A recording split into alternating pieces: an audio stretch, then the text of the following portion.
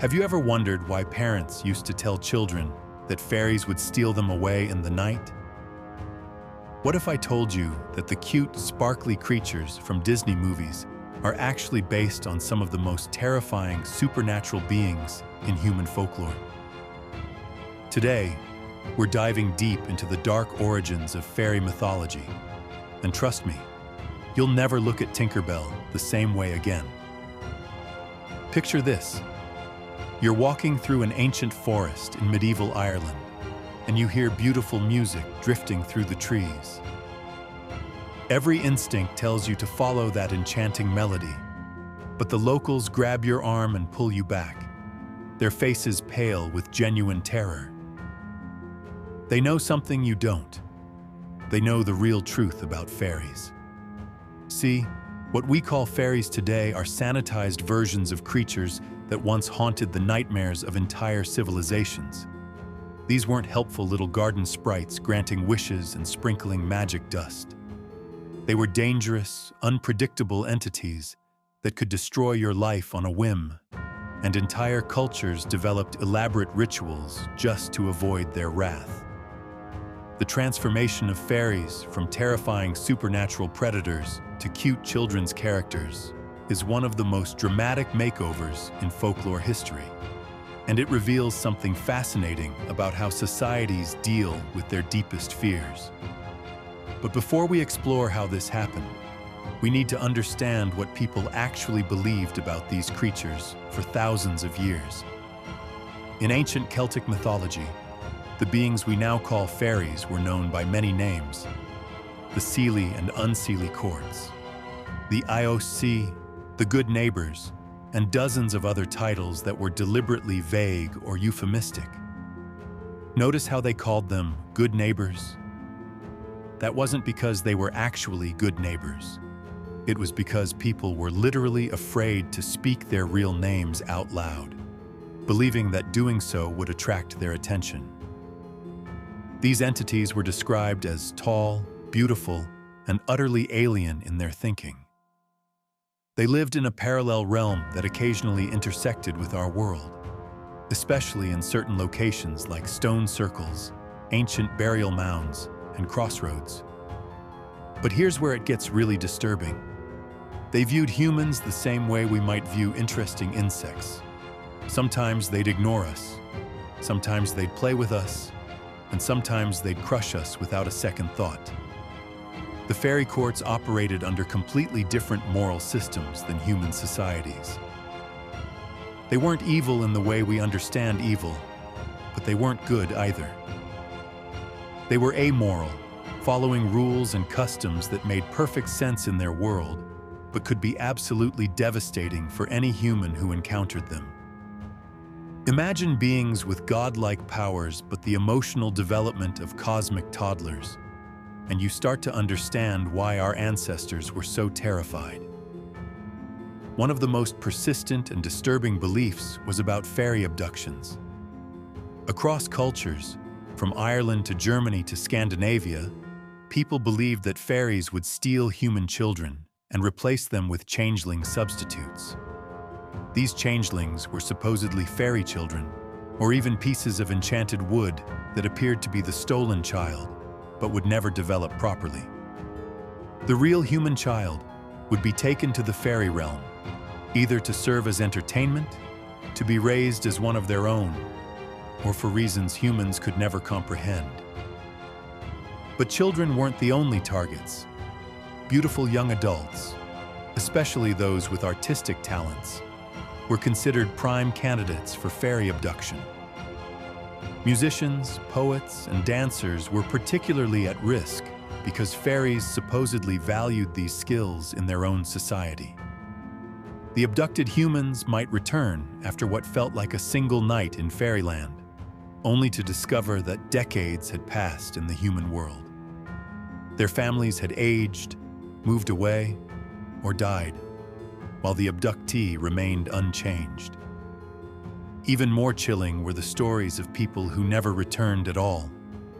They would simply vanish without a trace, often after being seen talking to strangers near known fairy haunts. Families would hold on to hope that their loved ones were still alive somewhere in the other world. But they also knew that attempting a rescue was incredibly dangerous and often impossible. The rules governing human-fairy interactions were complex and seemingly arbitrary. Iron was supposedly toxic to fairies, which is why people would hang iron horseshoes over doorways and carry iron nails in their pockets. Salt was another protective substance, creating barriers that fairies couldn't cross. But these protections only worked if you knew about them and used them correctly. Running water was considered a boundary that most fairies couldn't cross, which is why many old settlements were built near streams or rivers. However, some types of fairies, particularly water spirits, lived in these very same bodies of water, creating a constant contradiction that kept people on edge. Perhaps most terrifying was the fairy fondness for making deals with humans. Unlike the devil in Christian mythology, who at least operated under somewhat predictable rules, fairy bargains were notorious for their twisted interpretations and unexpected consequences.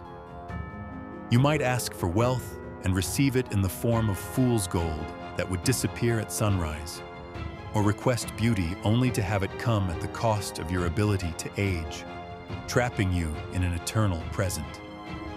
The concept of fairy justice was equally disturbing. These beings would punish humans for perceived slights that no human could have predicted. Walking through their territory at the wrong time, picking the wrong flowers, or even just being in the wrong place could result in curses that lasted for generations. Families would find themselves plagued by mysterious illnesses, failed crops, or endless misfortune, all because an ancestor had unknowingly offended a fairy decades earlier. Traditional fairy lore also included detailed descriptions of fairy warfare, which was apparently spectacular and terrifying to witness. These battles would sometimes spill over into the human world, with mortals getting caught in crossfire between opposing fairy courts. The aftermath of these supernatural conflicts could leave entire regions cursed or blessed, depending on which side claimed victory. What's particularly interesting is how these beliefs shaped actual human behavior for centuries. People would avoid certain areas at specific times, especially during the transition periods of dawn and dusk, when the barrier between worlds was supposedly thinnest. They developed elaborate blessing rituals for newborn children, created protective charms for their homes, and established strict rules about hospitality to ensure they never accidentally offended a disguised fairy visitor. The fear was so pervasive that it influenced architecture, agriculture, and even legal systems. Some communities had specific laws about disturbing fairy rings, those circular formations of mushrooms that supposedly marked fairy dancing grounds.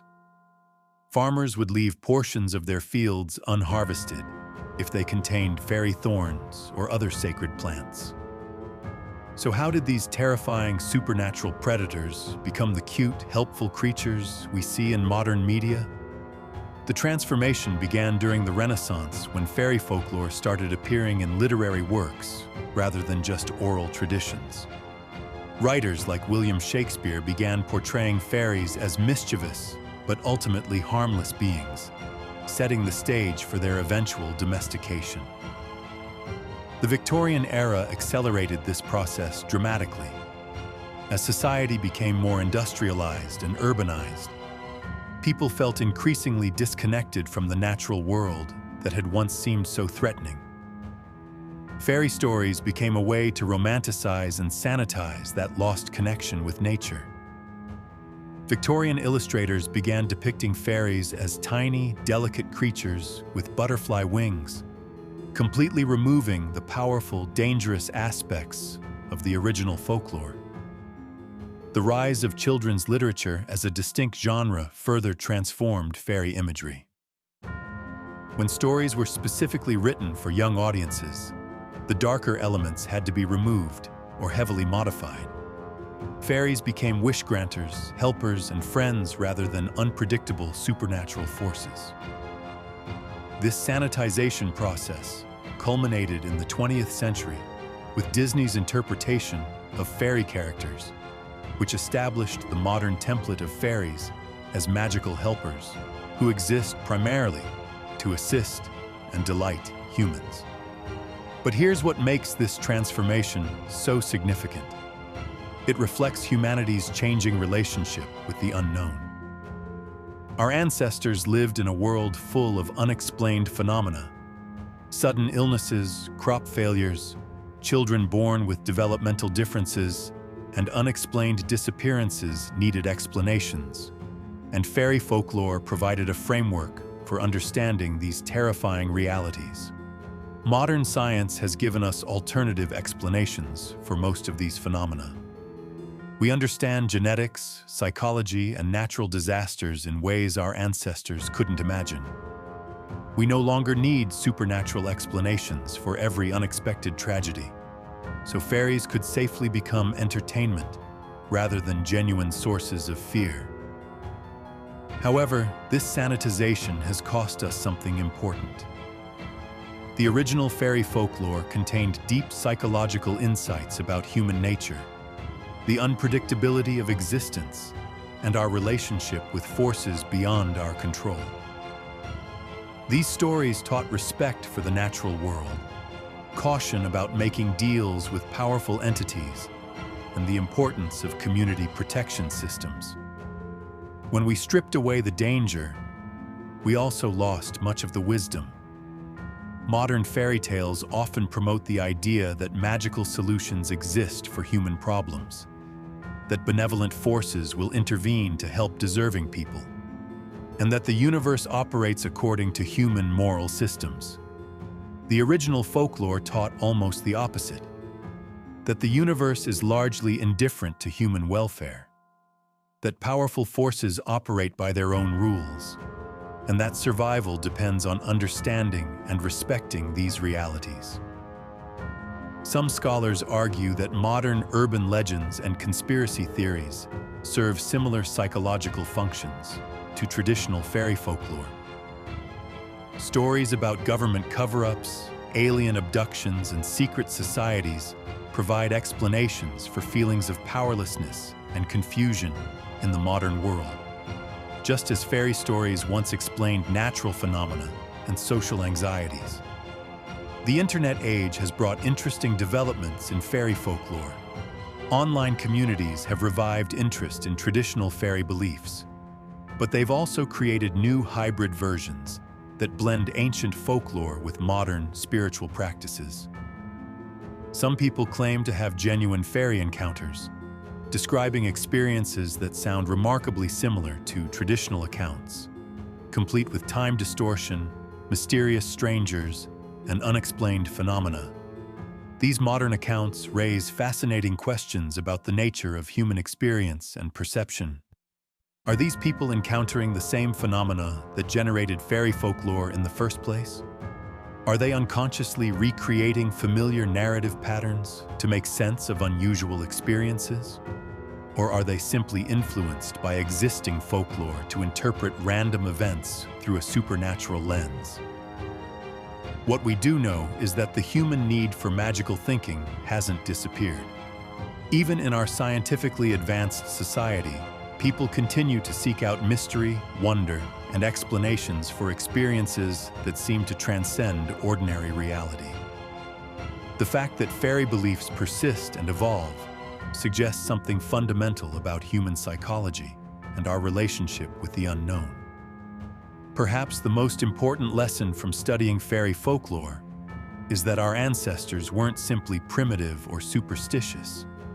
They were dealing with real psychological and social challenges, and they developed sophisticated symbolic systems to help them navigate these challenges. The stories they told about fairies contained practical wisdom about human behavior, environmental awareness, and community survival strategies. Understanding the dark truth behind fairy legends doesn't require us to believe in literal supernatural beings. Instead, it invites us to recognize the deeper truths these stories contained about power, vulnerability, and the importance of respecting forces beyond our understanding or control. The next time you see a cute fairy character in a movie or children's book, remember that you're looking at the heavily sanitized descendant of creatures that once represented humanity's deepest fears and most practical wisdom about surviving in an unpredictable world. Those original fairies may have been terrifying, but they also embodied important truths about the nature of existence that our safer modern versions have largely forgotten. Whether fairies ever existed as literal beings is less important than understanding what they represented in human consciousness and how that representation has evolved. They serve as a perfect example of how societies transform their fears into entertainment, and how much wisdom we might lose in that process of transformation. The real magic might not be in believing these creatures exist, but in understanding what they teach us about ourselves, our ancestors, and the complex ways human beings create meaning from mystery.